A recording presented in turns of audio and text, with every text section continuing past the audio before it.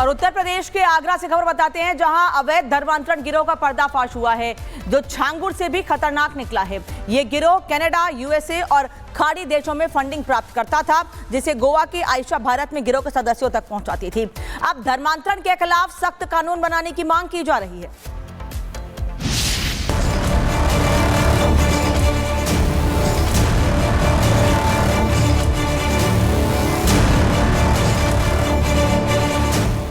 Ayesha, Goa, Ali Hasan, Kolkata, Osama, Kolkata, Rahman Qureshi, Agra, Abu तालिब, मुजफ्फरनगर, अबू रहमान, देहरादून, मोहम्मद अली, जयपुर, जुनैद कुरैशी, जयपुर, मुस्तफा उर्फ मनोज, दिल्ली, मोहम्मद अली, जयपुर। 6 राज्यों से पकड़े गए ये वो 10 चेहरे हैं जिसने धर्म के नाम पर नापाक साजिश रची, धर्म परिवर्तन के नाम पर धोखा, मजहब बदलने के लिए पैसों का लालच और उसके पीछे एक संगठित गिरोह। यूपी के आगरा में धर्मांतरण गैंग की साजिश का बड़ा खुलासा हुआ। विदेशी फंडिंग, ऑनलाइन नेटवर्क और फर्जीवाड़े की ये पूरी कहानी चौंकाने वाली है।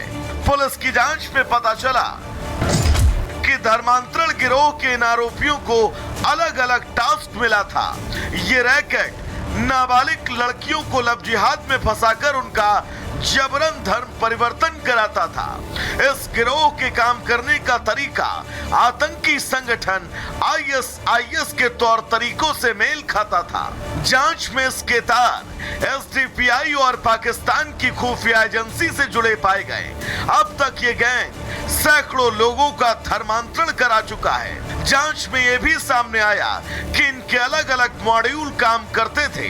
एक ग्रुप फंडिंग जुटाता था, दूसरा लोगों को रेडिकलाइज करता था और तीसरा उन्हें छिपाने की व्यवस्था। उत्तर प्रदेश विधि विरुद्ध धर्म संपरिवर्तन प्रतिषेध अधिनियम 2021 जो बनाया गया धर्म परिवर्तन के लिए, इसके अंतर्गत मुकदमा रजिस्टर्ड किया गया। घटना के जब हम लोग तह में गए, जब इसको दिया गया, इसीलिए साइबर जो हमारी साइबर थाना है उसको, तो घटना के तह में जाने पर पता चला कि कई प्रदेश में कम से कम 6 प्रदेश ऐसे थे जहां पर जो लोग बैठे हुए थे वहां पर ये लोग रेडिकलाइजेशन को बढ़ावा दे रहे थे, लव जिहाद में संलिप्त थे और इसकी फंडिंग विदेशों से होती है। यह अभियान जिहाद के नाम पर अंतर्राष्ट्रीय जिहादी फंडिंग प्राप्त करने, रेडिकलाइजेशन की कार्रवाई करने और राष्ट्रीय सुरक्षा में सेंध लगाने के उद्देश्य से अवैध धर्मांतरण, डार्क वेब और अन्य नेटवर्क के जरिए गंभीर अपराध करने वाले अपराधियों के विरुद्ध है। सूत्रों के मुताबिक आरोपियों के पास funding, legal help, mobile number, safe house manage करने के टास्क थे। सबसे अहम टास्क लड़कियों को प्यार में फंसाना भी था ताकि उन्हें आसानी से ब्रेन वॉश किया जा सके। फिलहाल पुलिस सभी आरोपियों से पूछताछ कर रही है। पूछताछ के बाद इन सभी आरोपियों की कुंडली सामने आएगी। वहीं यूपी के डिप्टी CM केशव प्रसाद मौर्य ने कहा, जांच में दोषी पाए गए लोगों के खिलाफ सख्त एक्शन होगा। जो भी समाज विरोधी काम करेगा, राष्ट्र विरोधी काम करेगा, गरीब विरोधी काम करेगा, महिला विरोधी काम करेगा, उसकी जांच होगी। जांच में दोषी पाया जाएगा, उसके खिलाफ कार्रवाई होगी।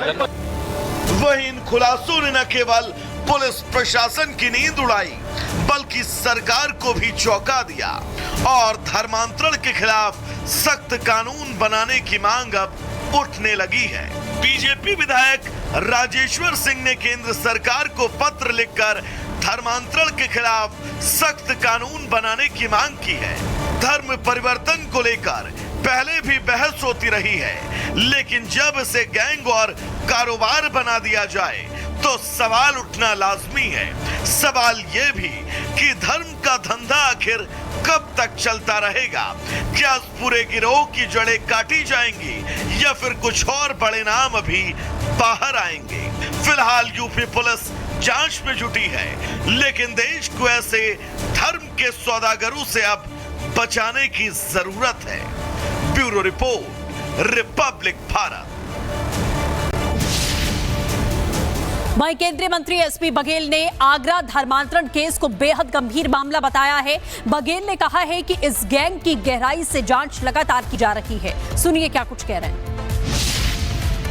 एसपी सिंह बघेल हमारे साथ 19 से बात करते हैं और जानते हैं क्या कुछ उत्तर प्रदेश के आगरा में जिस तरीके से मामला सामने आया है उस मामले को लेकर क्या कहेंगे। ये वर्कआउट हो गया है। 2 लड़कियां गायब थी, उनकी गुमशुदगी की रिपोर्ट सदर बाजार में लिखी गई, साइबर थाने को दी गई। दीपक कुमार कमिश्नर के नेतृत्व में 10 विभिन्न राज्यों से उन व्यक्तियों को पकड़ा गया है जो धर्मांतरण कराते थे अथवा हिंदू होकर वो खुद सबसे पहले तो उन्होंने धर्मांतरण किया।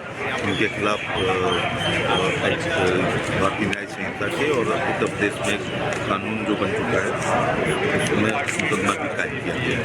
तो ये एक इनका संबंध ये रियलाइजेशन के लिए, जिहाद के लिए, आतंक के लिए और हमारे यहाँ उसका कायम BNS में धारा 87, 113, 3, 114, 4 BNS 3/5 और उत्तर प्रदेश विधि विरुद्ध धर्म परिवर्तन प्रतिषेध अधिनियम 2021 है जो योगी आदित्यनाथ है, उसके तहत गिरफ्तार किया गया है और 10 को अदालत से पुलिस कस्टडी रिमांड में लिया गया है और इन्वेस्टिगेशन। लेकिन बघेल साहब उत्तर प्रदेश के अलग अलग जिलों से धर्मांतरण के मामले देखने को मिल रहे हैं, आगरा हो चाहे बलरामपुर हो, इस तमाम तरीके से। देखिए इसकी जड़ें बहुत पहले से हैं, बहुत पहले से इस प्रकार की मिशनरी लोग धर्म में सहाया जाता है कि यदि आप नमाज पढ़ेंगे तो बहुत सवाब मिलेगा, हज करेंगे तो 10 गुना मिलेगा, ज़कात करेंगे तो मिलेगा और यदि किसी काफिर का धर्म परिवर्तन करा देंगे तो फिर जन्नत मिलेगी। तो अंधविश्वासी लोग इस प्रकार से अपने धर्म को बढ़ाने के लिए दूसरे धर्म के लोगों को धर्म परिवर्तन प्रलोभन दे करके धमका करके इनोसेंट लोगों को, गरीब लोगों को, कम उम्र के व्यक्तियों को इस्तेमाल करते हैं। ये बहुत गलत बात है, उनके खिलाफ कठोर कार्रवाई हो रही है। आगरा पुलिस ने 10 लोगों को विभिन्न राज्यों से गिरफ्तार किया है, पुलिस कस्टडी रिमांड मिला है, इन्वेस्टिगेशन जारी है। आगरा के कमिश्नर दीपक कुमार को और STF को सबको बताया। 2 पढ़ी लिखी बहनें सोशल मीडिया पर उनकी दोस्ती हुई और उसके बाद शुरू हुआ उनके ब्रेन वॉश का ऐसा खेल जिसने दोनों को मजहबी साजिश में धकेल दिया।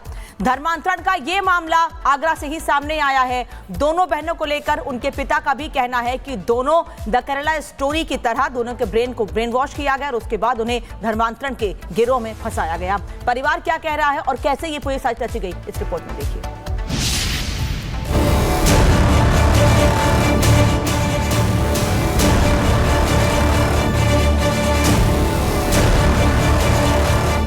क्या कोई सोच सकता है कि 2 पढ़ी लिखी बहनें अपने ही देश में धर्मांतरण का शिकार बनेंगी, वो भी इतने शातिर तरीके से कि उन्हें खुद नहीं पता चल पाएगा कि उनके साथ क्या हो रहा है। दरअसल आगरा की 2 सगी पढ़ी लिखी पंजाबी बहनों का धर्मांतरण करवाकर उनका ब्रेन वॉश किया गया। लेकिन इससे पहले कि वो आतंकवाद के रास्ते पर निकलती, आगरा पुलिस ने 2 सगी बहनों को कोलकाता से रेस्क्यू कर लिया। कोलकाता से रेस्क्यू करवाई गई इन दोनों का इस कदर ब्रेन वॉश किया गया कि वो आगरा का अपना घर छोड़कर कोलकाता पहुंच गई और वहां की मुस्लिम बस्ती में दोनों को रखा गया। इतना ही नहीं, दोनों बहनों का नाम बदलकर अमीना और जोया